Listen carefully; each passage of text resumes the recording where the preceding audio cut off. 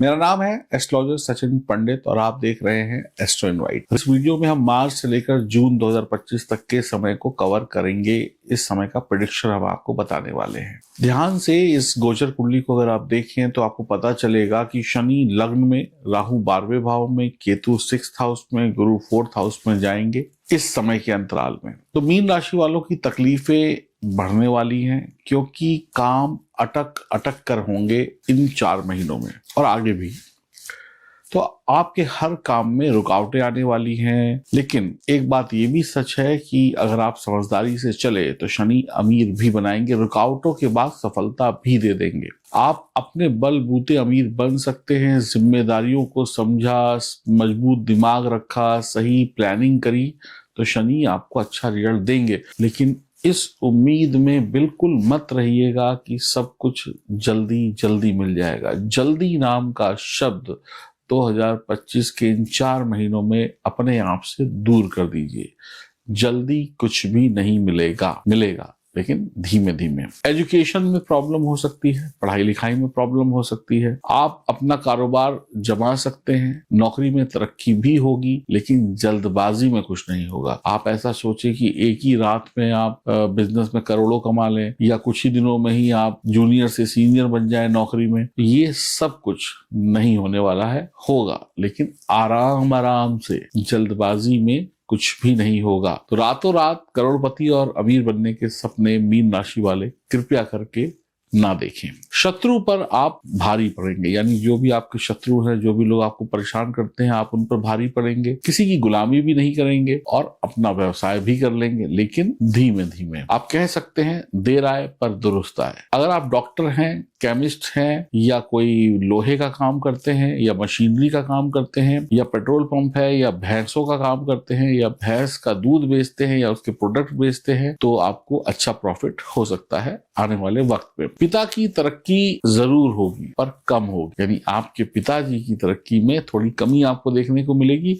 या उतनी अच्छी तरक्की नहीं होगी जितनी तरक्की आप लोगों ने प्लान की हो। पिता से संबंध भी थोड़े बहुत बिगड़ सकते हैं, तू मैं वाद विवाद हो सकता है। सावधानी रखनी होगी पिता पुत्र के रिश्तों को लेकर भी।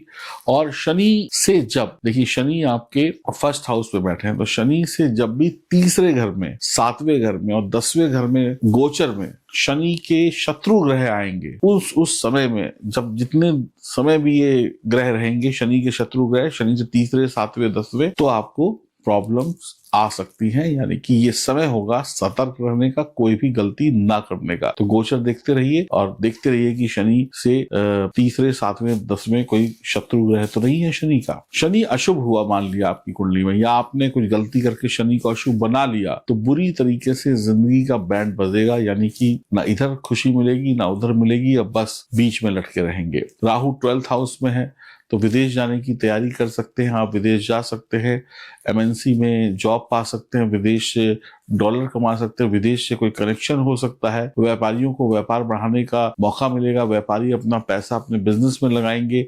विदेशी व्यापार हो सकता है, विदेशी लोगों से मुलाकात हो सकती है।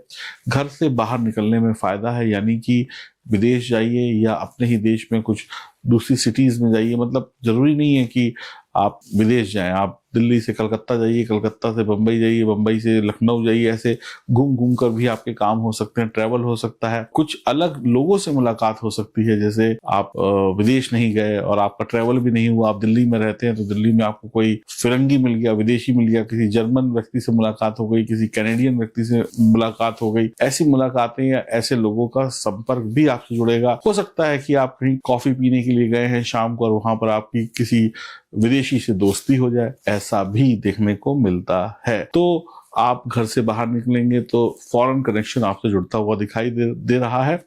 देश विदेश में ट्रैवल भी हो रहा है, तो हो सकता है कि आप काम के सिलसिले में ट्रैवल भी करें। अगर घर से बाहर नहीं निकलेंगे, घर के अंदर दुबक के बैठे रहेंगे 4 दीवारी में, तो तरक्की थोड़ी सी कम हो सकती है। हाँ, इस बात का भी ध्यान रखिएगा कि झूठे आरोप लग सकते हैं। आप गलती ना करें लेकिन आपको सजा मिल जाए। गलती करे छोटा भाई और पिताजी आपको डांट दें, गलती करे कोई और टीचर सजा आपको दे दे, गलती करे कोई और सैलरी आपकी रुक जाए। ऐसा हो सकता है।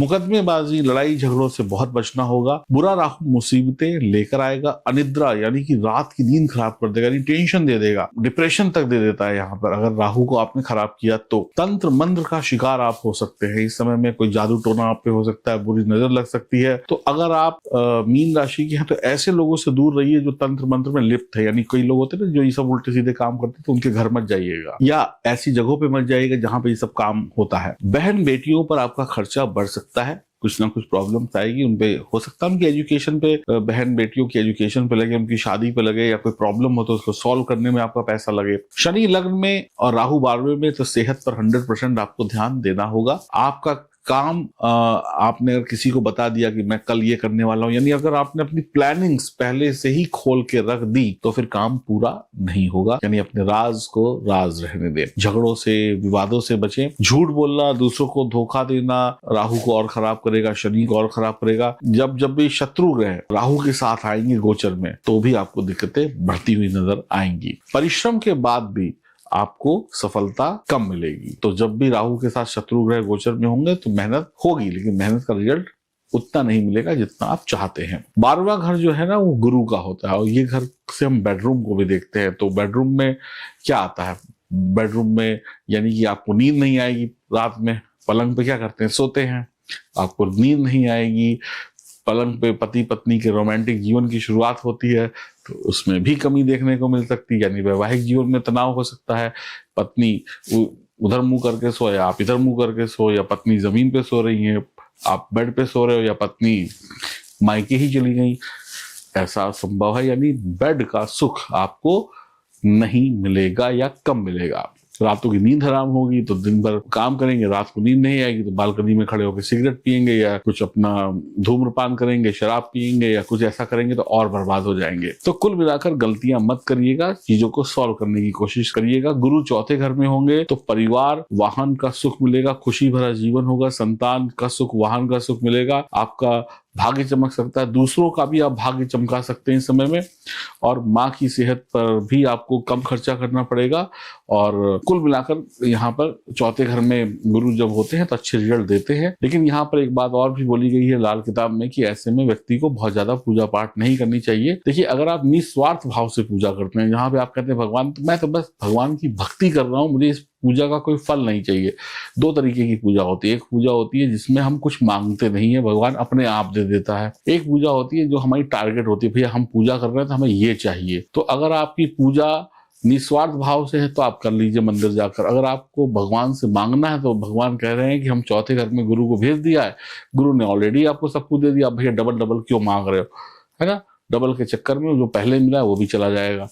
तो पूजा पाठ कम करिए मांगने वाली। वैसे आप राम राम सीताराम जपते रहिए और मंदिर जाकर करें तो बढ़िया है। फिर भी बहुत ज्यादा अवॉइड करिएगा, पूजा थोड़ी बहुत चलेगी। इसके अलावा आपको एक चीज और देखना है कि बहुत ज्यादा अपने शरीर को ओपन नहीं रखना। ये भी लाल किताब कहती है कि आपको बहुत ज्यादा जिम नहीं करना है, बहुत ज्यादा स्विमिंग नहीं करनी है, कोई ऐसा काम बहुत ज्यादा नहीं करना है जिसमें आपके बॉडी के पार्ट एक्सपोज हों। यानी कम कपड़े नहीं पहन सकते हैं मीन राशि वाले आप, यानी शरीर को ढक कर रखना पड़ेगा। वेस्टर्न कल्चर को छोड़कर इंडियन कल्चर को अपनाएंगे तो ज्यादा बेहतर रहेगा, वरना दिक्कतें बढ़ सकती है। अब छठे घर में केतु होंगे तो केतु का 6th हाउस में होना यहाँ पर देखिए आपकी ना परेशानियों को बढ़ाएगा। और परेशानियां कैसी? परेशानी है नहीं लेकिन आपको लग रहा परेशानी है। आपको कुछ नहीं है लेकिन आपको लग रहा है कि आप बीमार हैं। कुछ नहीं है लेकिन आपको फिर भी लग रहा है कि ये है।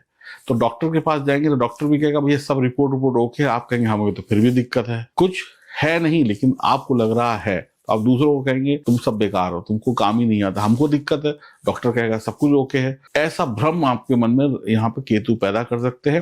लेकिन शत्रु पर, लड़ाई झगड़ों पर विजय हासिल करेंगे। अगर शुभ केतु हुआ, अच्छा केतु हुआ तो आपके जीवन में, काम धंधे में आपको पैसा और पॉपुलैरिटी दोनों दे सकता है। मामा का ख्याल रखिएगा, आपको मामाओं को कोई दिक्कत आ सकती है। कमर में दर्द, यूटीआई की प्रॉब्लम, पैरों में दर्द, ये समस्याएं बढ़ सकती है। और बिना कारण, बिना आपने कोई गलती नहीं की होगी और लोग आपके शत्रु बन जाएंगे। यानी आपकी कोई गलती नहीं है लेकिन फिर भी लोग आपसे दुश्मनी कर लेंगे।